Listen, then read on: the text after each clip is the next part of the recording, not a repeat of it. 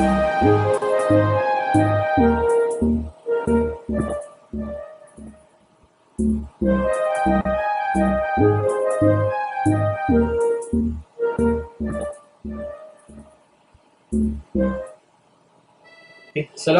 warahmatullahi taala wabarakatuh.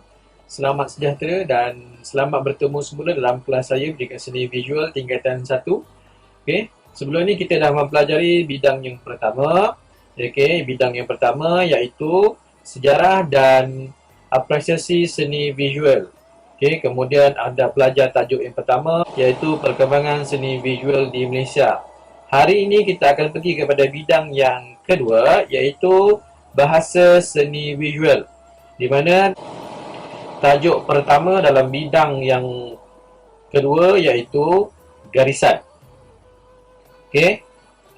Selepas sahaja tamat kelas kita pada hari ini, diminta anda semua untuk menjawab soalan latihan pengukuhan yang telah saya sediakan di dalam Google Classroom. Kemudian isi kehadiran anda dalam link yang telah saya berikan. Seterusnya anda perlu membuat aktiviti seni, dan submit dalam masa seminggu. Saya beri masa awak jangka masa yang lama untuk kamu selesaikan dan submit dalam Google Classroom. Kemudian saya akan semak di sanalah. Tanpa membuang masa, kita akan terus kepada slide kita yang pertama. Seperti yang anda dapat lihat dalam skrin, dalam paparan saya di bawah ni, bidang yang kedua, tajuk 2 iaitu garisan. Saya nak awak perhatikan dalam sekeliling rumah anda.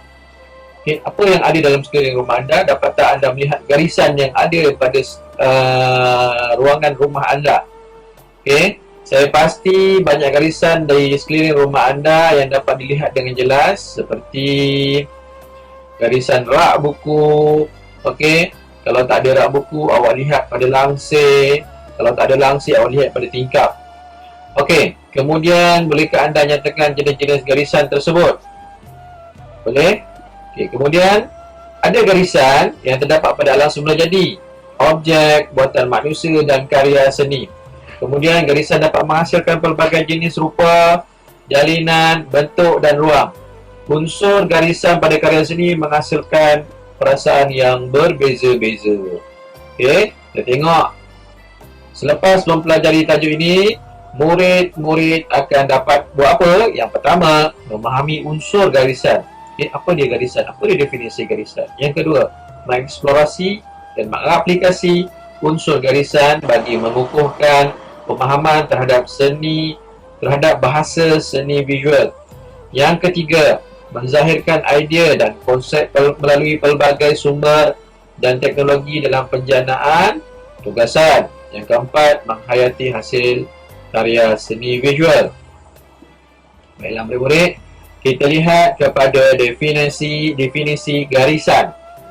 Yang pertama, garisan adalah satu kesan titik yang bergerak dihasilkan dengan menggunakan sesuatu alat atau media yang bermula daripada satu titik permulaan merentasi sesuatu kawasan. Saya dah warnakan untuk memudahkan awak faham. Kita lihat daripada satu titik yang bergerak dihasilkan dengan menggunakan satu alat atau media. Daripada titik sini ke titik sini, itu juga adalah garisan dalam satu kawasan, dalam satu ruang kat situ.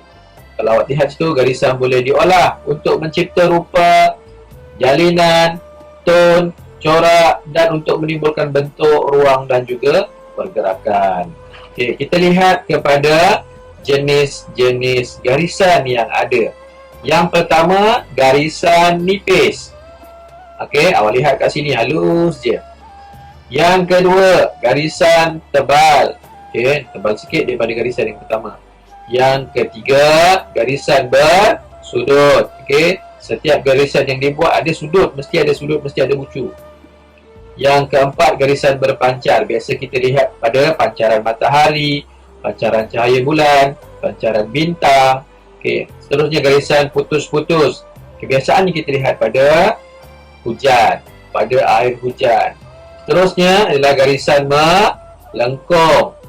Dan seterusnya garisan berlingkar, akhir sekali garisan beralun. Okey, boleh faham yang ini?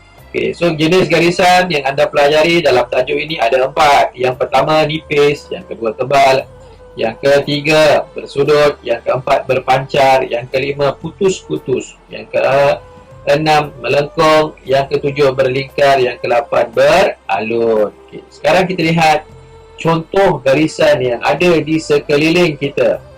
Okey, yang pertama garisan pada alam semula jadi. Apa dia? Awak tengok ada pohon buluh, garisannya daripada tebal, tipis, okey, nipis, daripada tebal ke nipis. Okey, tak adalah buluh tu semuanya tebal, tak ada buluh tu semuanya nipis. Okey, yang seterusnya adalah garisan berpancar. Selain itu, awak tengok sini garisan melingkar dalam badan siput. Ini dalam alam semula jadi. Banyak lagi contoh yang anda boleh cari dalam alam semula jadi. Tengok yang seterusnya adalah contoh garisan di sekeliling kita. Garisan pada objek buatan manusia. Apa dia? Yang pertama awak tengok, yang pertama awak tengok KLCC. Okey, ada garisan melengkung di situ. Kemudian ada pagar, garisan nipis. Kemudian ada rel kereta api, garisan nipis juga. Dan yang ketiga, garisan pada seni visual. Okey, ini dah start kita melukis. Yang pertama, lukisan canvas kat sini. Yang kedua, kita guna teknik digital lah, komputer lah. Yang ketiga, kita guna teknik anyaman kat sini. Okey, nak menggambarkan dia ada bersudut kat sini. Okey. Seterusnya, garisan boleh dihasilkan menggunakan pelbagai alat dan media. Okay, alat dan media ini akan memberi kesan garisan yang berlainan. Okey, dia nak beri kesan yang berlainan. Yang pertama, kita lihat garisan daripada pensel. Okey, halus je. Yang kedua, garisan daripada aram. Okey, tebal sikit. Kemudian garisan daripada pen, dia solid sedikit. Okey, marker pen. Garisan daripada marker pen semakin tebal. Biasa awak lihat di sekolah lah.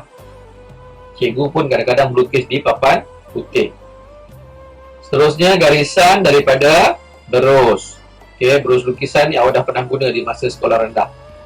Dan akhir sekali dari garisan daripada krayon. Ada berapa kesan? Ada 6 kesan. Yang pertama pensel, yang kedua arang, yang ketiga pen, yang keempat marker pen, yang kelima berus, yang keenam krayon. Okey, seterusnya kita lihat fungsi garisan. Okey. Bagaimana garisan itu berfungsi untuk menghasilkan sesuatu? Yang pertama, garisan menghasilkan rupa. Okey, awak tengok sini ada segi 4 sama. Okey, ada segi 4 tepat rupa dia. Ada bulat. Okey, ada ataupun bujur. Seterusnya, garisan menghasilkan jalinan. Daripada garisan bersudut, daripada garisan bersudut, berlingkar, okay. Kemudian ada garisan lurus, tebal, dihasilkan jalinan. Seterusnya, garisan menghasilkan ruang. Daripada garisan yang kita lukis sekecil-kecil, dapat menghasilkan satu ilustrasi seni nak menggambarkan satu ruang. Okey, kalau kita ambil gambar menggunakan kamera mudah. Okey, tapi untuk menghasilkan sesuatu karya seperti yang anda lihat di paparan ini, okey, mengambil masa untuk menggunakan kepakaran awak untuk menghasilkan kesan-kesan tertentu menggunakan jenis-jenis garisan tebal, okey, nipis, garisan titik-titik. Okey. Seterusnya, garisan menghasilkan bentuk. Okey, dapat awak nampak ada kon, okey, ada piramid, ada kubus, ada kuboid, ada sfera. Ini semua adalah bentuk yang dapat dihasilkan daripada garisan tadi. Seterusnya ialah garisan menghasilkan tone. Okey. Biasanya kita nampak tone ni bila ada cahaya matahari. Bila menghadap cahaya matahari, mesti dia cerah. Okay. Yang membelakangi matahari, mesti dia akan gelap. Itulah tone. Semakin cerah bila menghadap matahari cahaya, dan di membelakangi cahaya semakin gelap. Awak lihat kat sini, ini cahaya datang daripada arah mana? Arah kiri dia. Kiri 45 darjah. Kemudian bayang-bayang terbentuk daripada 45 darjah ke belakang ni. 75 darjah ke bawah. Okey, seterusnya, teknik penghasilan garisan. Okey, macam mana kita nak hasilkan garisan? Guna teknik apa? Yang pertama, teknik capan. Saya yakin dan pasti anak-anak semua, murid-murid semua dah pernah menggunakan capan semasa di sekolah rendah. Okey, kita gunakan bahan semula jadi pun boleh. Kita gunakan bahan-bahan terpakai pun boleh untuk hasilkan satu karya yang cantik dan menarik. Seterusnya, teknik canting. Okay. Teknik penghasilan yang kedua adalah teknik canting. Biasanya kita nampak canting ni dalam batik. Okay. Adakah murid-murid tahu apa yang berada dalam ni? Yang berada dalam ni biasanya adalah cecair lilin. Kenapa kita guna cecair lilin? Kita tak nak supaya bila kita warnakan batik ini, okay, warna-warna tu akan mengganggu kawasan-kawasan yang ada di sekeliling ni. Sebab tu awak tengok batik cantik je warna dia. Kenapa dia boleh tak bercampur dengan warna lain? Inilah sebab dia. Okey. Kita guna teknik cantik. Ni cecair lilin. Seterusnya adalah teknik titik. Okey, nak menggambarkan dia ada tone warna satu, yang kedua nak menunjukkan dia ada rupa kat sini, yang ketiga nak menunjukkan kita dia menggunakan garisan titik yang rapat, yang besar, kemudian titik yang jarang, kemudian titik yang halus. Jadilah dia rupa yang sedemikian. Okey. Seterusnya teknik collage. Teknik collage biasanya kita menggunakan kertas warna ditampal kepada kertas, dicarikan ataupun ditekan-tekan, dicarikan sekecil-kecilnya untuk menghasilkan satu karya seni. Okay, seperti dalam gambar ni, dia carikan warna hijau pekat, hijau cair, nak bentukkan dia seperti temikai. Kemudian ada warna oranye, warna kuning, nak menggambarkan dia buah oranye. Titik-titik. Semakin halus awak letakkan kertas itu, semakin cantik. Okay, collage yang anda cipta. Dan akhir sekali, teknik anyaman. Teknik anyaman biasa kita dapat lihat dalam mana? Dalam tika. Okay, dalam pembuatan tika, dalam pembuatan tudung saji menggunakan rotan ataupun buluh. Okay, tapi di sekolah, murid-murid biasanya didedahkan dengan anyaman menggunakan kertas warna yang berbeza warna. Okay, kertas warna berbeza warna untuk menghasilkan satu corak anyaman.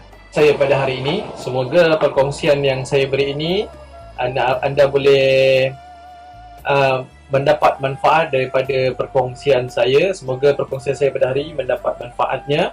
Dan selepas saja tamat pembelajaran hari ini, jangan lupa untuk masuk ke dalam Google Classroom, catatkan kehadiran. Selepas anda menjawab soalan, selepas anda menonton video dan juga menjawab latihan pengukuhan, seterusnya anda perlu submit kerja seni kamu dalam Google Classroom untuk saya semak. Okey, menunjukkan awak faham. Dan saya akan meletakkan tugasan, baca arahan dengan jelas, kemudian barulah anda laksanakan tugasan tersebut. Ini saja pengajaran dan pembelajaran saya pada hari ini. Semoga mendapat manfaat kepada semua yang mendengar. Okey. Okey. Dan sebelum kita berpisah, jangan lupa like dan subscribe channel Cikgu Azmi.